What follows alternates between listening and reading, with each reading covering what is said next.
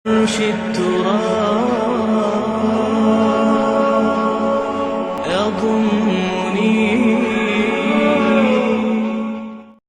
Quran surah kedua ayat 45 sampai 46. Gurau saja ya. Ya sejenak. Wasta'inu. Perhatikan kalimatnya wasta'inu. Wasta'inu. Dan jika kalian punya persoalan dalam kehidupan, maka mintakan solusi, minta tolong. Ini perintah Allah. Kalau kita hendak merubah kalimat perintah ini, fi'il amr, dalam bentuk permohonan. Ya Allah, sekarang kami minta solusi, minta tolong.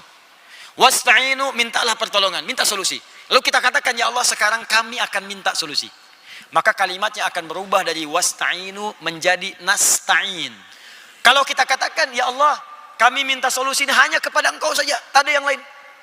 Kami yakin denganmu, Engkau yang berjanji, sekarang kami minta. Kalau kalimatnya hanya kepada Engkau saja, kami yakin, maka tambahkan kalimat iyyaka di depannya. Iyyaka nasta'in. Iyyaka. Perhatikan kalimat ini rahasianya. Kata Allah, bila kamu punya persoalan, punya masalah, punya problem dalam hidup, maka mintakan kemudian kepada Allah. Bagaimana caranya? Wassalah, dengan menunaikan solat. Saya nak tanya pada tuan dan puan, maaf ya, apakah dalam solat kita mengucapkan kalimat iyyaka nasta'in? Ya. Kapankah itu? Saat berdiri dalam solat, saat membaca Al-Fatihah. Saat membaca Al-Fatihah. Sekarang saya bacakan hadis qudsi riwayat sahabat Anas bin Malik radhiyallahu taala anhu. Bagaimana Allah akan mengabulkan doa orang solat ketika dia membaca kalimat ini. Hadis sahih diriwayatkan oleh sahabat-sahabat senior. Haddatsana qala Rasulullah sallallahu alaihi wasallam an rabbih qala Allah azza wa jalla. Allah Subhanahu wa taala berfirman dalam hadis qudsi. Perhatikan kalimatnya. Qasamtu shalah baini wa baina 'abdi. Aku bagi solat itu menjadi dua bagian. Bahagian aku dan bahagian hamba-Ku. Wali 'abdi ma sa'al. Jika hamba-Ku mengerjakan bagiannya dengan sempurna, maka aku akan berikan bagianku untuk mereka, yaitu aku berikan apapun yang dia minta dalam solatnya.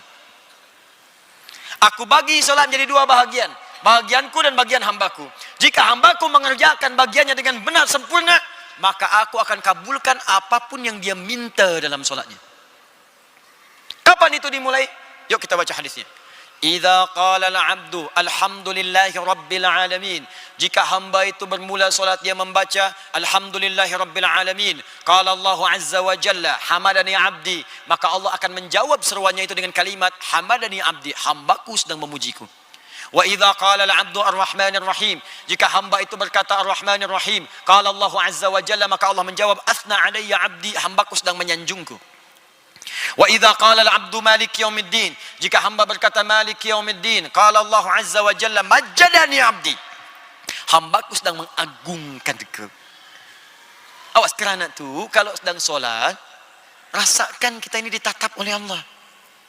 Tak mampu melihat, tapi rasakan kita dilihat. Dan rasakan dijawab setiap kalimat kita tu.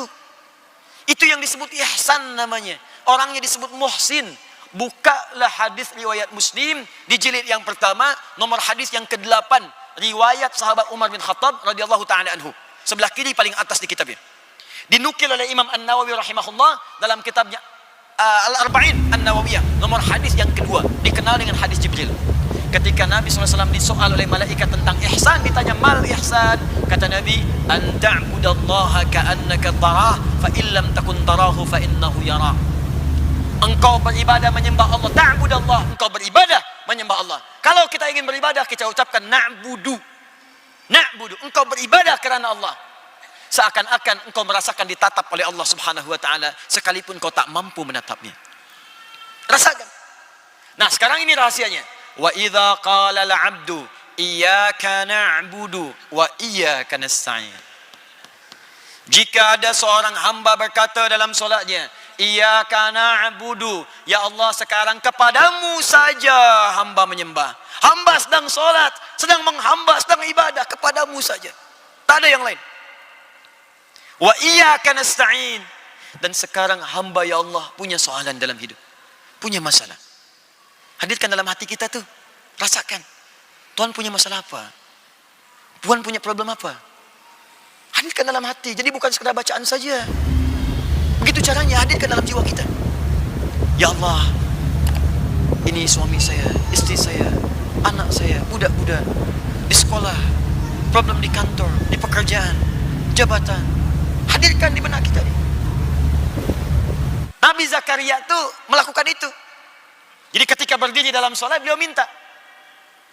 Qala rabbi habli min ladunka dzurriyyatan thayyibah innaka sami'ud du'a. Ya Allah, mereka berkata hamba tak mungkin punya keturunan. Karena secara medis istri hamba divonis monofos dan mandul. Kata klinis tak mungkin punya keturunan. Mohon dalam solat, dalam berdirinya, berdiri. Dijawab oleh Allah. Fanadatul malaikatu wa huwa qa'imun yusalli fil mihrab. Turun malaikat, beliau masih berdiri dalam solatnya. Belum tuntas solatnya, masih berdiri dalam solat. Annallaha yubashshiruka Yahya. Allah berikan berita gembira, engkau akan punya anak, langsung bahkan namanya dari Allah Yahya, yang berarti hidup. Yang mustahil menurut manusia terlahir dari rahim seorang perempuan yang monofos dan mandul bayi hidup, kata Allah tak ada yang mustahil. Kita nih ditunggu oleh Allah dalam salat, wa iyyaka nasta'in, dan kepada engkau ya Allah kami memohon sekarang petunjuk, pertolongan, solusi. Apa jawab Allah? Perhatikan jawabannya di hadis qudsi. Hadza baini wa baina abdi. Inilah kata Allah yang kumaksud perjanjian antara aku dengan hambaku. Wali abdi ma sa'al. Dan jika hambaku benar salatnya sampai bacaan ini, apapun yang engkau minta sekarang, aku akan kabulkan. Saya tak mau berjanji lah. Tapi kalau ada masa lagi berkunjung beri kuliah ke sini, kita bahas fikih solat, ada 4 rahasia dalam solat. 4 ni kalau benar dilakukan, maka doa-doa kita sulit untuk ditolak. Hadisnya sahih. Bahkan dalam ayat Quran tu ada beberapa posisi yang langsung minta yang terbaik. Jadi kalau ingin masuk surga, minta surga yang paling bagus. Kalau dunia, minta yang paling hebat. 4 tu berdiri, 2 ruku, 3 sujud, 4 sesaat sebelum salam. Bagaimana caranya? Nanti kuliah yang lain. Nah, tapi apakah setiap orang yang berdiri minta? Belum tentu. Apakah setiap orang yang baca ini dikabulkan? Belum tentu. Kecuali orang yang saat solat dia ikhlas kerjakan dengan mengingat Allah. Bagaimana cara mengingatnya? Khusyuk. Wa innaha lakabiratun illa 'alal khashiin. Bagaimana cara khusyuk? Alladzina, ayat 46-nya, alladzina yadhunnuna annahum mulaqu rabbihim wa annahum ilaihi raji'un. Kalau hendak ikhlas dan khusyuk, maka rasakanlah engkau sedang menghadap Allah, mungkin itu solat terakhir yang engkau kerjakan. Demikian saat berzikir, mungkin di zikir terakhir, saya wafat dalam keadaan berzikir. Subhanallah, subhanallah, subhanallah, wafat. Sujud, wafat. Karena itu kalau hendak solat, mendengar panggilan azan, siapkan pakaian terbaik, yang paling halal. Karena mungkin itu panggilan terakhir dalam hidup, mungkin kita wafat lah. Allahu Akbar, Allahu Akbar. Cari pakaian baik. Buka Quran surah ke-7 ayat 31. Ya bani Adam khudhu zinatakum inda kulli masjid. Hai anak cucu Adam, jika ada panggilan dari masjid, cepat kenakan pakaian terindahmu. Bagaimana tuan-puan ni? Diundang oleh manusia, datang ke parti, pakaian baik luar biasa yang undang manusia. Belum tentu sehari diundang 5 kali ada parti. Pakaian bagus, semua bagus, kasut bagus. Diundang Allah pakaian macam tu.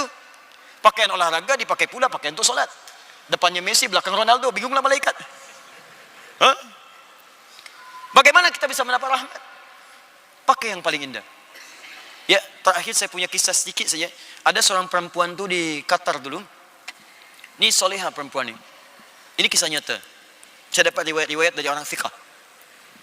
Jadi dia sangat dekat dengan Allah dan dia tu begitu ikhlas menunaikan solat. Selalu teringat kalau ada panggilan Allah, cepat dia respon. Tibalah masa pernikahan dia. Saat dia sedang bersolek tu, berhias, berzina. Tertiba kemudian mau masuk Isya. Ibundanya datang. Ibunya berkata, kamu siap, kita akan perkenalkan kepada orang-orang yang datang ni, hadirin yang datang. Azan berkumandang. Dia berkata pada ibundanya, ma, hanal waqt. Tiba waktu solat. Saya ingin solat dahulu, baru saya keluar. Apa kata ibundanya? Kamu nanti bisa kerjakan nanti. Sekarang kamu keluar dulu. Kalau kamu nanti solat, kamu wudhu, hilanglah nanti semua hiasan tu. Make upnya hilang semua. Kamu keluar dulu. Kata perempuan ni anaknya, ma, hanal waqt. Panggilan Allah sudah tiba. Aku malu kepada Allah. Allah yang berikan aku waktu, kesempatan untuk bisa menikah. Aku ingin bersyukur kepadanya. Ibundanya keluar dengan sangat ketus. Dia keluar, ya sudahlah kamu kalau begitu, dia banting pintu keluar. maka dia berwudu. Wudu dengan sempurna, dengan khusyuk. Jatuhlah make up itu. Dia siap menunaikan solat. Khusyuk, enak. So, ini kisah nyata, enak solat. Begitu dia sujud, lama dia sujud tuh, nikmat. Saking nikmatnya, lama, tak bangun lagi dia. Disitulah ternyata saat terakhir dia hidup. Ya ayyatuhan nafsul mutmainnah. Manusia menginginkan ia menjadi pengantin dunia, Allah menginginkan ia menjadi pengantin akhirat. Manusia menginginkan ia berzina bersolek dengan make up dunia, Allah menginginkan dia bersolek dengan make up akhirat. Lepaskan tuh make up dunia, ganti dengan make up akhirat. Wudu. Insyaallah. Begitulah berzikir. Rasakan seakan-akan kita akan wafat. Indah.